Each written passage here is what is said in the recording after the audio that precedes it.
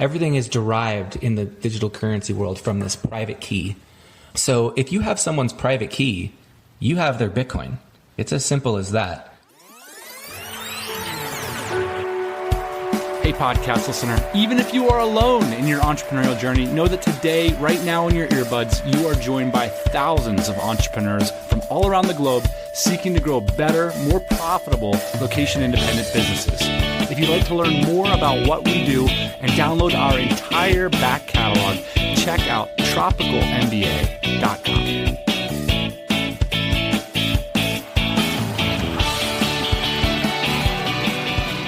Hey, yo, Happy New Year. Welcome back. You are back. We are back. Feels good.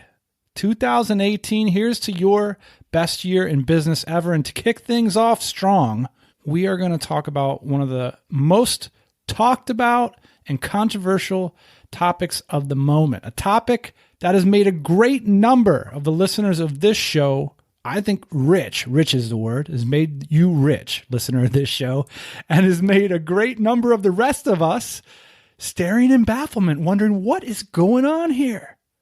Of course, we're talking about cryptocurrency. That's Bitcoin and Ethereum. You can't open up a newspaper nowadays without hearing something about these. And I want to get to the bottom of what's going on here. Is it really an opportunity for hardworking entrepreneurs who are used to doing business in traditional currencies to start thinking about doing business or investing in other currencies? And I have to admit, I'm sure, like many listening, I'm very interested, but I know nothing about cryptocurrency.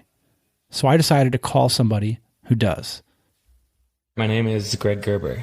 I'm an internet entrepreneur. I have a marketing company, and it's basically an e-commerce site, and we've been accepting Bitcoin as payment since 2013. Now, the truth is we've been thinking about doing a podcast on crypto for a few months now, but with so much speculation, guru types out there, and frankly, it can get a little bit religious. It's hard to know where to turn. But Greg, today's guest, I've been fascinated with him for a while. I respect him. I've had my sights on him for a while to get him on this pod to talk about cryptocurrency. In fact, when I first met him at our event last summer in Austin, Texas, I asked him straight out, hey man, can you come on the show and talk about crypto? And he said no. So my first question to him was, why was he so reluctant to talk?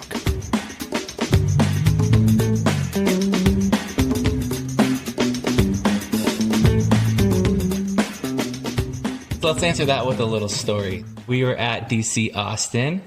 I think Jason Cohen had just given the keynote speech at the big event.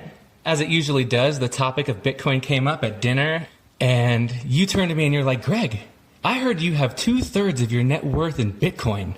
What do you think about Bitcoin? Tell us about Bitcoin. I just froze. Everyone's looking at me. And I did my best to answer that question. And right out the gate, Jason turns to everyone. It's like, Bitcoin is a scam. Bitcoin's a fraud. Anyone who would trust their hard-earned money in Bitcoin is out of their mind. And I'm just like, well, crap. All right. And, up 50 times where we were that summer when we talked about that. So I don't know. Proof's in the pudding, I guess. Do you get criticized a lot for championing cryptocurrency or talking about it? Yeah. The championing thing is funny. Just over time, you start to do it less and less after you've just gotten the same reactions from people more and more. I tell people about it because I'm excited for them to get into it. Like, wow, if you understood what I understood, which is, it's so hard to distill, what I do know about it since I've just been in it for so long. But if they understood what I understood, it could be awesome for them. So I'm trying to get them to understand. Nowadays, I try to do a lot less of that. If people approach me about it, I'm more than happy to share what I've got. But the championing thing, it just doesn't really work. People think it's a fraud or a scam because there's so many champions out there, I think. And really, people are just excited. Is it true that you have invested 2/3 of your net worth into cryptocurrency? Well, the cool thing about the way I've gotten into crypto is that I started accepting it as payment. So I was doing some trading in the very beginning, but I've received my cryptocurrency in $9 and $20 increments for, over 4 years. So has that bloomed into a large part of my net worth? Absolutely. But I wouldn't say I had millions in the bank and I took 2/3 of it and bought Bitcoin. That's not how it worked. This might be hard, but can you take me back to like the day before you knew what cryptocurrency was, more or less? Sure. This was in 2013. I'd just done like 6 months of backpacking around, and I was starting my new business and traveling. And the new business, I was building a tool for helping me trade stocks and track my performance in stock trading.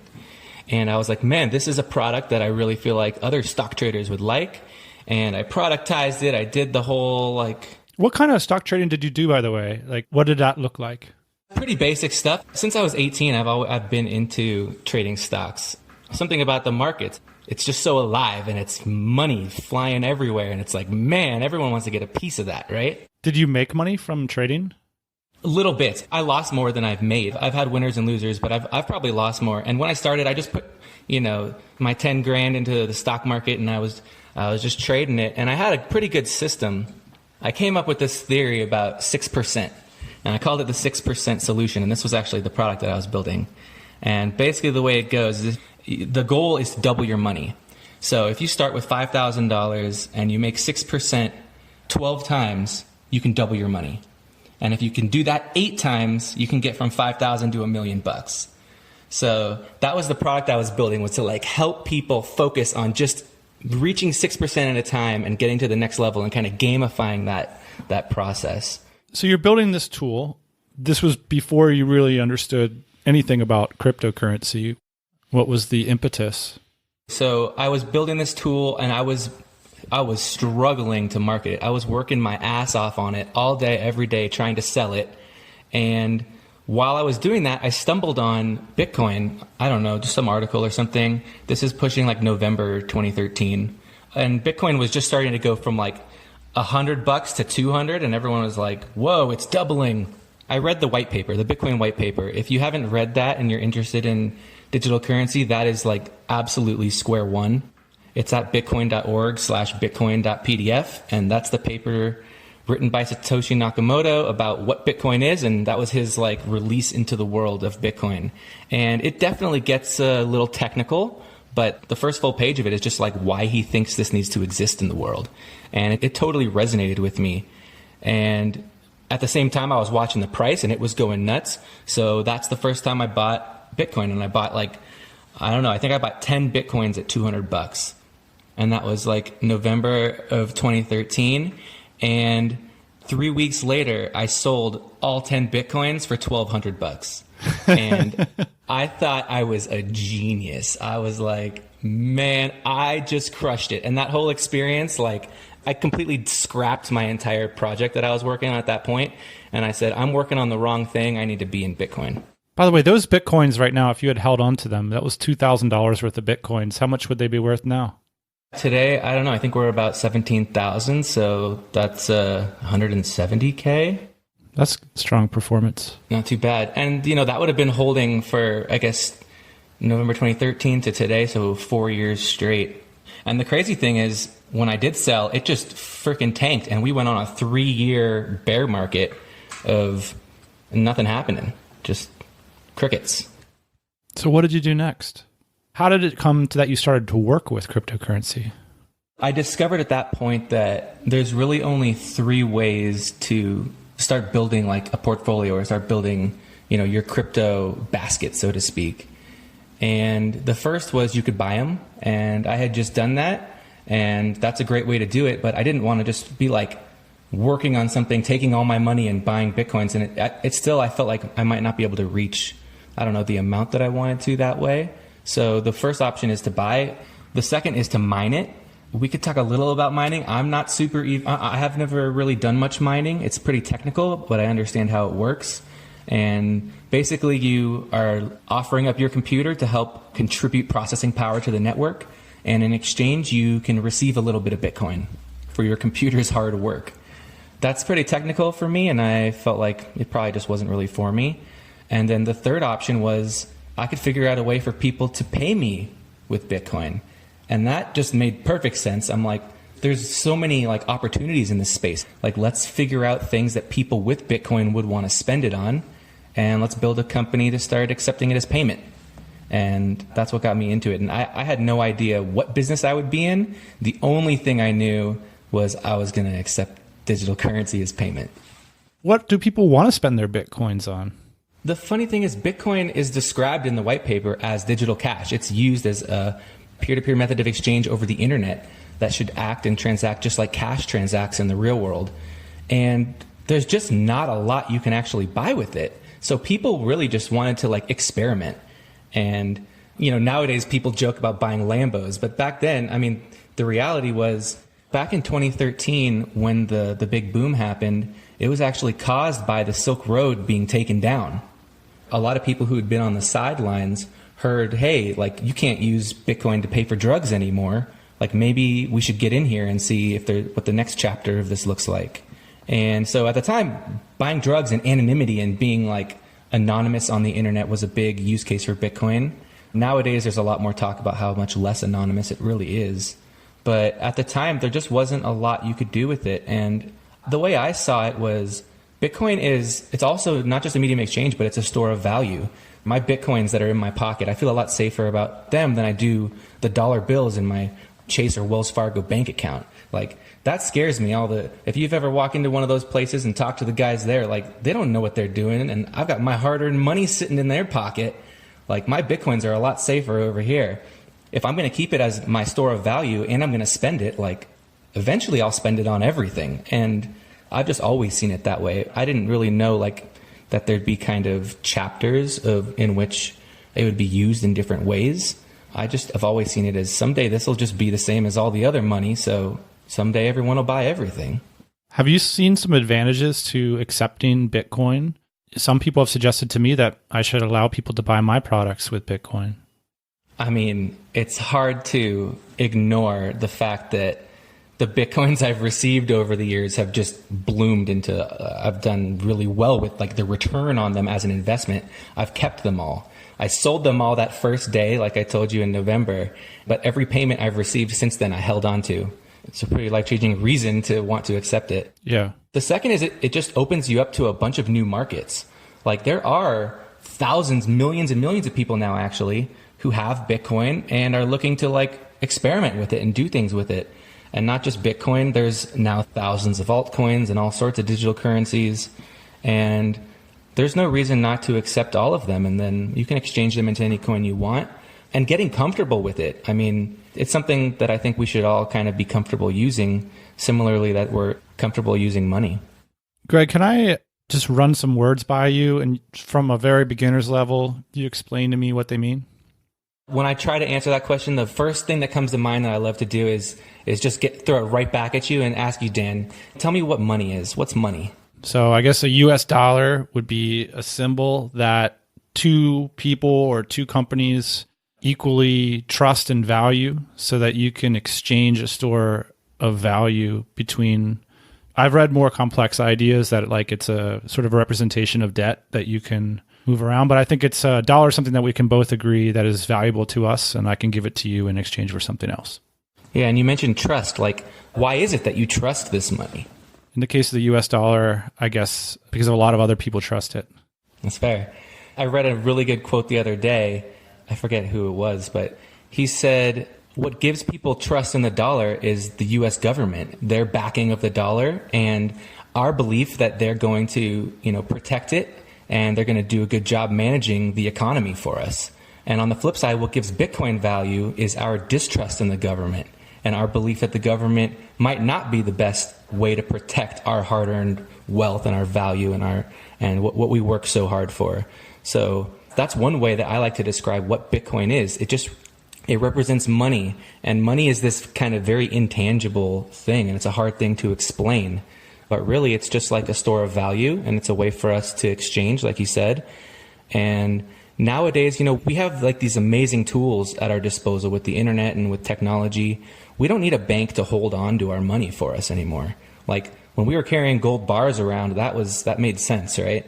But we don't need them to do that anymore. And in the same way, we don't actually need the U.S. government or the Fed or whoever the hell these guys are deciding what we should do with our money. We can just write very simple algorithms that all of us agree should be the way that money should be managed, and let those algorithms manage the money supply for us. So that's what Bitcoin is to me. It's a digital store of value. It's a digital medium of exchange that's managed collectively by the network that manages it and the algorithms that manage it. And those algorithms are actually what give Bitcoin value. That's another big thing people ask, why does it have value? Well, Bitcoin literally represents the largest supercomputer network on Earth. I mean, that's a pretty valuable resource if you ask me. What is altcoin? An altcoin? Yeah, an altcoin is a coin that is not Bitcoin. Okay. It's as simple as that. It's an alternative to Bitcoin. What would be one altcoin that you find specifically interesting? Let's give an example. One very famous one is Ethereum. Yes. So could you describe to me, given that Bitcoin exists, why does Ethereum need to exist now? Why don't we just stick with Bitcoin? So each altcoin, they approach this world of digital currency through their own lens, and they have their own value proposition, and that's why they have to have their own coin. They can't just use Bitcoin for their purpose. Ethereum came around and said, hey, we're not actually going to be a digital currency at all. We're going to build this massive supercomputer. They've always said, Ethereum isn't a digital currency. It's the world's largest supercomputer. And we're going to use the coin Ethereum as fuel to run processes on this supercomputer. So Ethereum, they approached it as they're going to be a platform for supercomputing.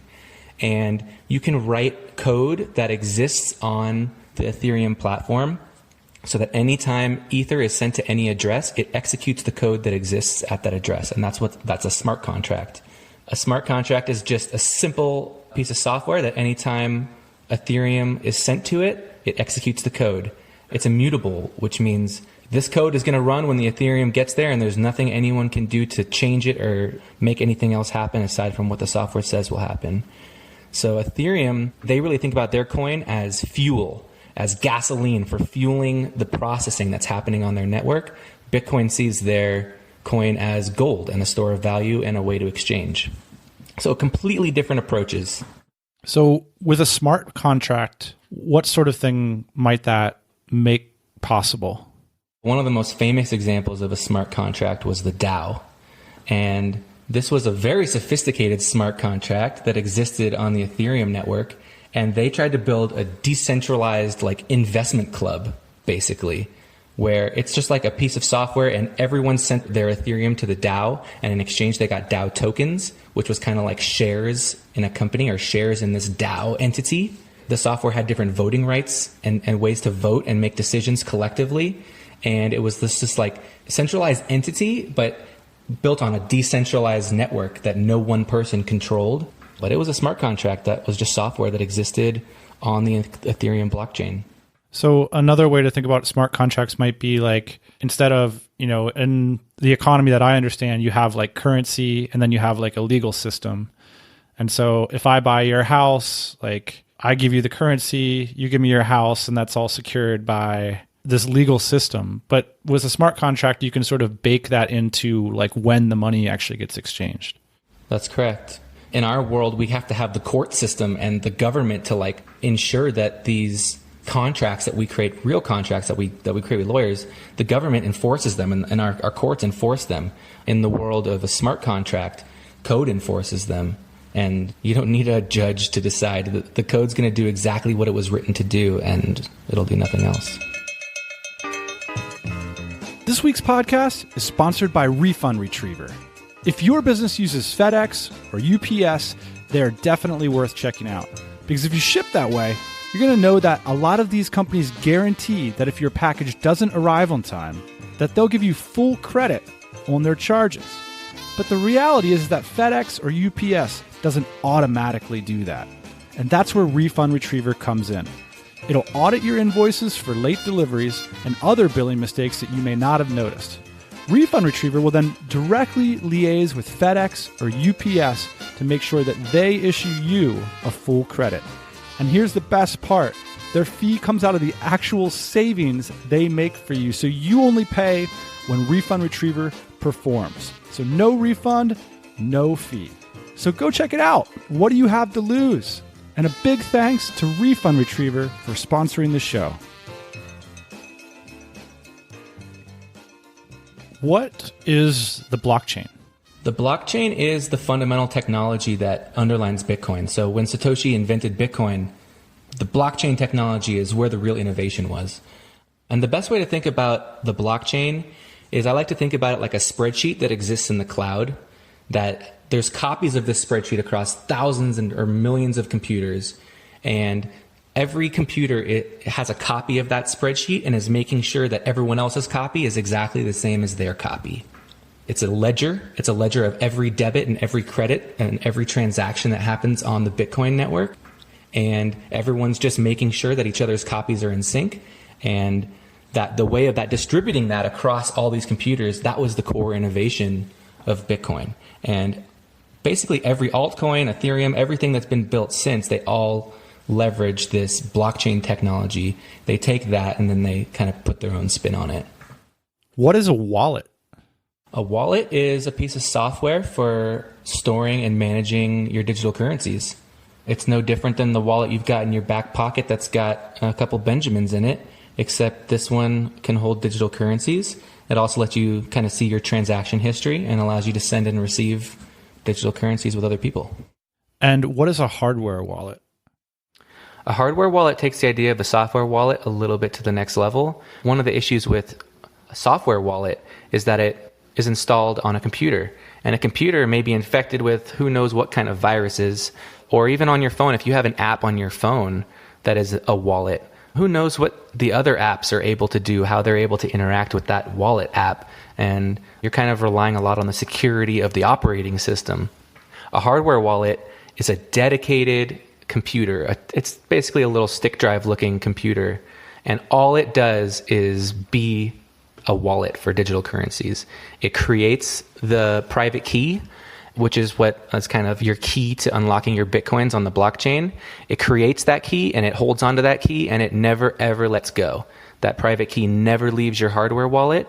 And anytime you want to create a transaction using your hardware wallet, that transaction is created and signed within the hardware wallet and then exported so that the key itself never has to leave the wallet. A hardware wallet is the most secure way to store digital currencies because it protects your private key better than any other piece of software. There's people creating objects now that, like actual coins that have things that like a seal that you break the seal and then you can only break it one time. And can you describe like what these sort of objects are? Yeah, there's all sorts of different kinds of wallets. The reality is, I think the best way to understand wallets is kind of to understand your private keys a little bit better. A private key is just a long, like 512 character random string of gibberish, like random ones and zeros and letters and numbers, right? And from that key, you can then create public keys, which you can then use to create addresses. Everything is derived in the digital currency world from this private key. So if you have someone's private key, you have their Bitcoin. Like, it's as simple as that. We talked about the blockchain a little bit earlier. Something that's kind of hard for people to wrap their mind around with Bitcoin is that in your wallet, you don't actually have possession of your Bitcoins. Bitcoins are not something that you can have. All Bitcoins are just numbers that exist on the blockchain. They're just numbers on that ledger in the cloud. And your private key is what allows you to point at those numbers and say, hey, that one's mine, and I want to move it to this thing over here. So what you actually have in your wallet is just this private key. So anything can be a private key. You can take a private key and print it out and stick it on the back of a coin and say, this is one, and you can send one Bitcoin to an address created from that private key, and you can say, this is one Bitcoin. There's the blockchain, and I have a private key which I can generate. Yep. And I want to send you a Bitcoin just to be a nice guy. So I go to the blockchain and send them the private key and say, hey, this is actually me. Now I have Greg's address. So I'm going to send him a Bitcoin, and the blockchain would recognize my private key and give me authority to do so because my private key is known to the blockchain to be me and will then authorize that transfer and take that coin out of my possession or control. Is that how it would work? It is how it works. You don't actually send your private key. What you do is you do what's called signing a transaction. You cryptographically like state that this gibberish over here was signed by my private key, and the blockchain can tell that this private key was used to create this signature. So the blockchain doesn't know my private key?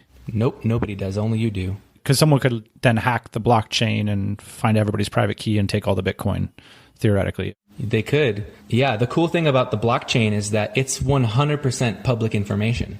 And that's where people are kind of confused about like the privacy aspects of Bitcoin. But there's no reason to hack the blockchain because it's literally this publicly accessible spreadsheet in the cloud that anyone and everyone can query and search and dig around in if they want to. You can go to blockchain.info is a good place to kind of just dig around and see all the transactions. Let me tell you, I have a worry about this.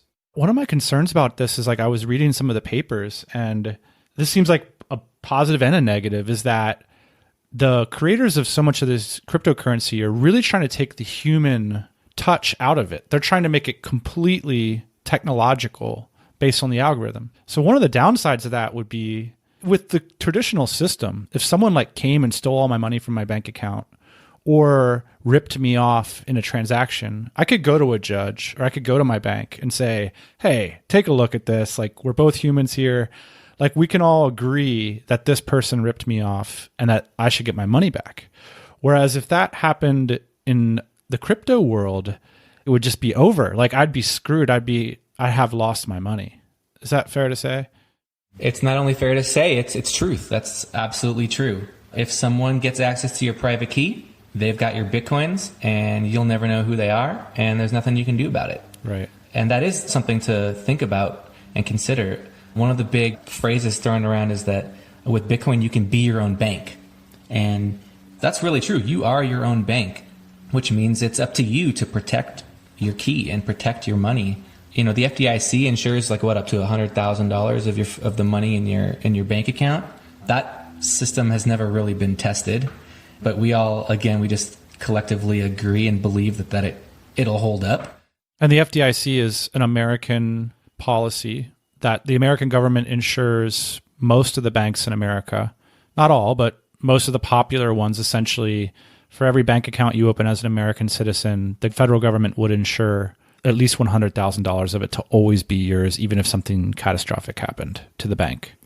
Yeah, and catastrophic nowadays is less likely Bonnie and Clyde robbing their vault and more likely the guys running the bank screwing everything up. Greg, what is a token? A token is there's so many words for Bitcoin, digital currencies, tokens, digital assets. It's bonkers. But one of the ways to think about a token is we talked about Ethereum a little bit earlier and how it's this platform for creating applications that run on their blockchain. And a token, when you can create a token on top of Ethereum. So there's this standard called the ERC20 standard. So Dan, tomorrow, if you wanted to create DC tokens, you could do that as a simple smart contract on the Ethereum blockchain, and now you'd have DC tokens. So tokens, I like to think about them as they're just like a derivative asset of another platform. Bitcoins right now are worth a shit ton of money. So much so that I don't want to go buy a Bitcoin for $17,000. Can you buy part of a Bitcoin? Can I go buy $100 worth of Bitcoin stock? Absolutely. Yeah. When I started playing around with Bitcoin, you could buy a penny worth of Bitcoin. Now the transaction fees are a little high. I guess you could do it, but it wouldn't be a good idea. A Bitcoin is divisible up to 100,000th, I believe, or is it like 10 millionth? I have to look it up. But the very smallest fraction of a Bitcoin is known as one Satoshi. So Bitcoins are divisible, almost endlessly divisible. And theoretically, if at some point like that became an issue and like one Satoshi was worth $1 million, that could even extend how many decimal places it would go without too much trouble. What is an ICO? An ICO is the IPO of digital currencies. So in the stock market, when a new company is ready to list their company publicly and have the public start to own shares in the company versus just the private shareholders, they do a big IPO and they do it through the stock market. And that's when the public can first get their hands on buying, those Apple shares or those Google shares of stock. And an ICO is the same thing, but it's the digital currency version of it. So that's the first day that the public can buy the digital currency from the people who created it. I've heard a lot of people making jokes about ICOs lately, but I'm not sure I completely understand why it's humorous. But the essence of the joke is basically like anybody can launch a cryptocurrency. All they need to do is write like a 15-page report and call it a white paper, and then they have a digital currency. Is that fair? Is that true? Unfortunately, it is fair because it's happened a lot. Now, it's very similar to the stock market where there's like all these penny stocks and there's a lot of scammers and like things you need to be careful of in the stock market. There's things you need to look out for in the digital currency markets as well. And one of them would be, a group of people. I mean, maybe they even go into it with good intentions. They write a paper where they kind of outline their vision for their coin and the future of their company. And they do a big ICO, which is they do that to raise money for their company to build that thing. But they haven't built anything yet. All they've done is written a white paper, and there's no guarantee that they'll ever build anything at all, or that they ever really intended to in the first place. So some people have been, scammed basically because of that. But on the flip side, Ethereum was an ICO. That's how Ethereum came into its existence. And you could have bought Ethereum for 15 cents and now it's at $700. So you can't ignore ICOs, but you do need to be careful of, you'd vet it just like you'd vet any startup or any investment you'd make. You want to know about the team. You want to know what their background is. You want to know what their technology is and what their vision for that technology is, and what safeguards they have in place to ensure that they're going to follow through with what they said they're going to do.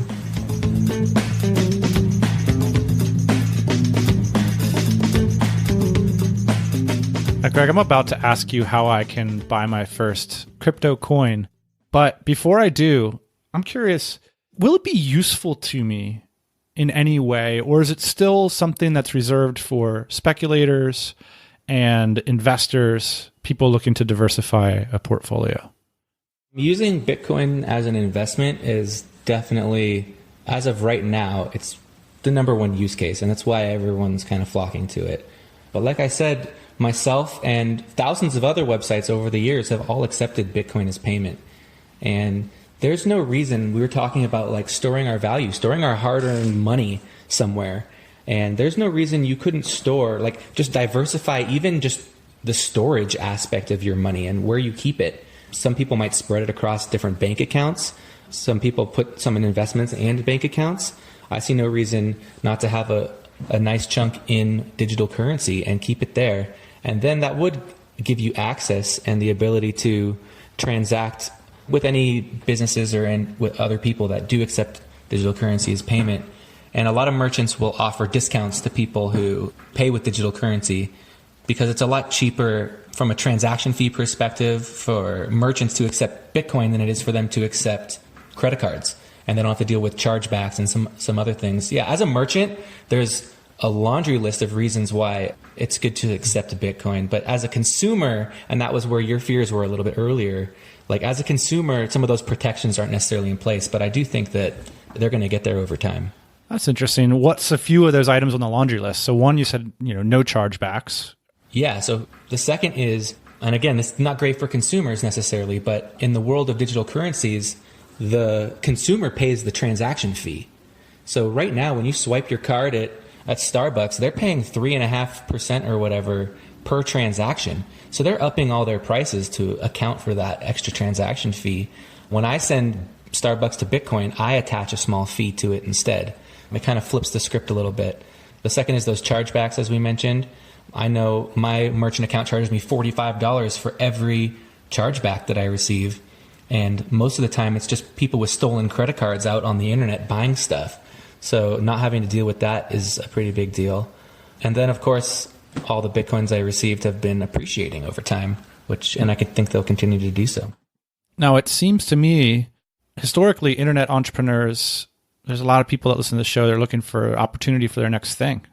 Now, all of a sudden, you got all these people with a whole bunch of cryptocurrencies, but not a whole lot of stuff to spend it on. It seems to me like there's a massive opportunity to build products specifically for people that want to spend their cryptocurrencies. There absolutely is. And you'd be surprised once you have some Bitcoin and you're interested in spending it, you'd be surprised at all the places that you can. Overstock.com accepts every digital currency for everything on there, which is kind of like an Amazon. I think Expedia accepts Bitcoin. And then there's these new bridges between the Bitcoin and fiat money system. Fiat money is just normal money, right? Fiat just means normal, right? Fiat money is government issued, government backed money. Okay. I'm not sure what the word fiat means though. I recently saw a website that was basically like Airbnb, but for people who take Bitcoin. So these are the sorts of opportunities that seem to be cropping up everywhere. I actually would slightly disagree with that, only because I remember the very first day I opened up shop with my new business on the internet, and I was accepting Bitcoin. I was selling my products and my services for Bitcoin. And my very first customer was like, man, that's awesome, but can I send you PayPal? And I was like, oh, I never thought of that. So my very first customer didn't know what Bitcoin was, and within 24 hours, I was now accepting PayPal too. So I'm not sure that that's quite enough of a differentiator. You won't brand it based on that, but that would be a big target market potentially, is to say, hey, there's some ideas bouncing around the ether that you think people could have success with. Like, how might you approach building a product or a service for cryptocurrency users? Yeah, so I'm building a product right now. That's like my next new venture. We're building a new payment processing business for digital currencies so that websites can more easily accept any digital currency directly to a wallet they control.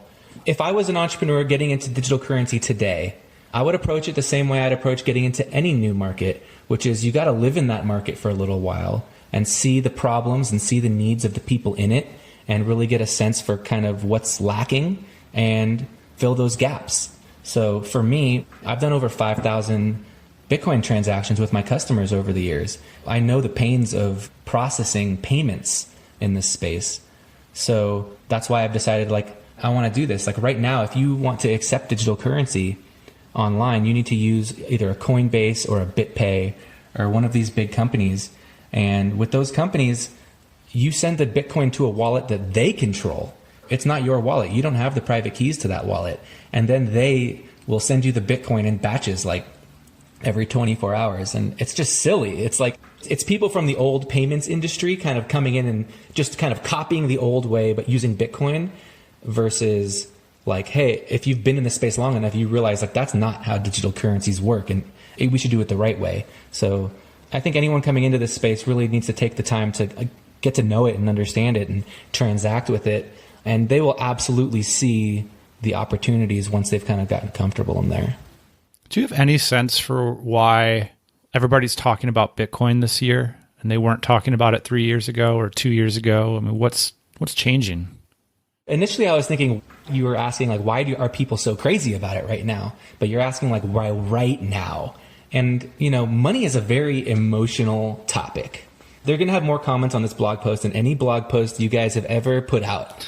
Like, prepare yourself for it, right? And you just, for whatever reason, like Bitcoin is a very emotional topic and money is super emotional. Not to get political again, but when people start to see the government acting in certain ways, they start to look for other options. And maybe that's why it's coming back around right now. And I think that's kind of what initially starts it. And then, you know, the buying frenzy of watching an asset go from $1,000 to $17,000 in a couple of months, that just is fuel on the fire. And when mainstream media picks it up and it just goes bonkers. I've heard a strange reaction. Have you come across entrepreneurs being, I don't know if like envious or mad at Bitcoin and cryptocurrency investors for having done so well, while the rest of us are toiling 10-hour days trying to make this old fiat currency? Meanwhile, all the crypto folks have gotten rich overnight. Yeah, I can see how jealousy can play a role. I mean, the funny thing is it's not overnight. You hear these stories all the time, like Airbnb is like this massive start overnight success. And then you go back and you listen to their story, like, and it took them like years of sleeping on air mattresses in random people's houses to figure it out. But no one knows that. And Bitcoin's been around since 2008. Like, I've been doing this since 2013. And even a lot of the people I've known or that I know who have been in it in the last year or so, they're not like rolling in crypto dough either. It's people who've been in this for a long time and really just fundamentally understood the value of it and were never in it to make a dollar. They were in it to like, because they truly believe like this is the future of money and the future of storing my hard-earned wealth. And I think those people are the ones that have done well, and none of them started yesterday. If I wanted to get started today, is it worth my time and energy to learn? I mean, I don't want to become an investor, Greg. I'm just thinking like, should I get a wallet and should I buy some tokens? I don't have any need for it, which is why I haven't done it to this point. If I were to get started today, like, would me and people like me that have been sitting on the sidelines, would we get any value from getting started? I think you absolutely would get some value out of just getting more familiar with using these currencies. Like, there's a very good chance this is what money's going to look like in the future. Like, very good. There's already governments, like Russia came out a couple months ago and said all digital currencies are illegal and launching digital currencies is illegal. Oh yeah, but in a couple months, we're going to be launching the Russian ruble as a digital currency and we're going to be taxing it. There's a very good chance that we might start seeing the money that we used to be familiar with all start existing as digital currencies. And understanding how to create a wallet, how to protect your private keys, how to send it back and forth, how to convert it into other digital assets. I think those are all valuable skills that everyone today should become familiar with. One of the things I wanted to do in this conversation is I wanted to get started. I wanted to buy, like, take some money, like amount of money that I'm okay with losing. I want to get a wallet. I want to buy some cryptocurrency just to get a basic fluency. Now, you've created a checklist or step-by-step process. Would it be okay if I publish that at this blog post so people can get started using cryptocurrency? Absolutely, yeah. I'll link it up. Awesome. Any tips for me while I'm getting started? Things I need to look out for besides unscrupulous ICOers? Yeah. I mean, I recommend that everybody that gets started, just get started with Bitcoin and that's it. Just buy some Bitcoin. You don't need to worry about all the other coins and all the altcoins and all that stuff. You can always convert your Bitcoin into those later. So I would just start with Bitcoin and get comfortable with it. And the very first step is just understanding what we talked a little bit about the private key earlier. Just understanding what a private key is and how to protect it. A lot of people will use a company like Coinbase as their wallet. And I think that's okay for beginners and it's okay for smaller amounts. But a Coinbase wallet is not your wallet. Coinbase has control of those coins. And if something happens to Coinbase, something happens to your money. Versus if you have a wallet where you control the private key, something has to happen to you independently. And hackers aren't out there looking for Dan. They're looking for the $100 billion Coinbase has tucked in their pocket, right? What kind of value does a company like Coinbase provide to people that they're willing to take that risk? I mean, one of the biggest is just like a brand name. I mean, they were the very first wallet. I would bet that most people don't even realize that the Bitcoins they're storing in Coinbase are not their Bitcoins. It's Coinbase's Bitcoins. And I think that's probably one of the biggest reasons. The second is, I'm talking about how you need to be in control of your Bitcoins and how important that is. But the very next thing I'm going to talk to you about is where do you get them? And Coinbase is the place to buy them. So they've integrated the exchange with the wallet. And I think that's the reason a lot of people will just buy it there and then just never move it. Any other things that you want to say to the audience? I mean, I think that the types of people that are probably sticking around this long in the episode, they're a lot like me. Like,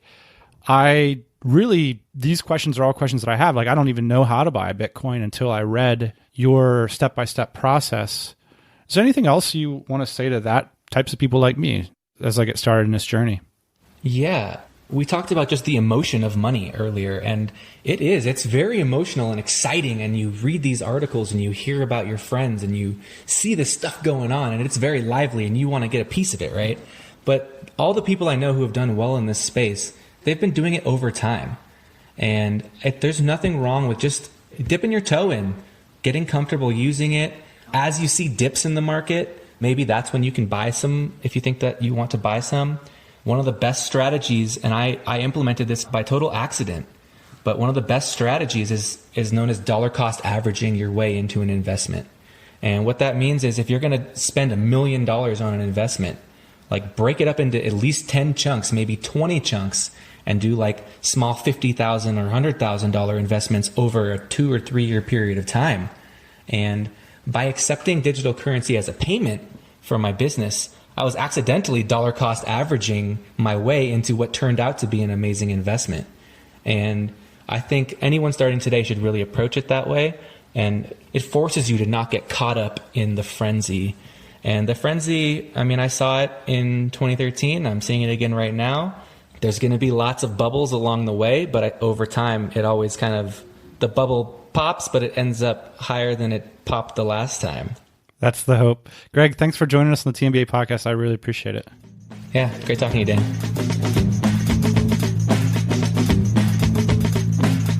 It's safe to say that this interview gave me a lot to think about. Appreciate Greg coming on the show. If you want to share your thoughts and check out some of the references and resources that we talked about today, check out the show notes at tropicalmba.com/crypto. In fact, we're preparing a blog post on the topic. It basically, with Greg's help, is going to outline those steps that you can take if you want to get involved in the cryptocurrency game. It's going to be really simple. We'll email it out to subscribers of this blog. You can check it out at tropicalmba.com/crypto. Also, we'll be linking up to a blog post that Greg has prepared on the topic. So there's a lot there. Plus, we can hear your thoughts about cryptocurrency, Bitcoin, and all the other stuff talked about in this episode there in the comments. Thanks for listening again, and a big Happy New Year to all TMBA listeners. Wishing you a very productive and successful 2018. We are going to be here in your earbuds every Thursday morning. Thanks for joining us. Hey, thanks for listening to the Tropical MBA podcast. You can go to tropicalmba.com, get access to hundreds of back episodes and all kinds of other goodies. Load up your iPod. That is the cheapest way to fly business class on your next international flight. We will see you next Thursday morning, 8 a.m. Eastern Standard Time.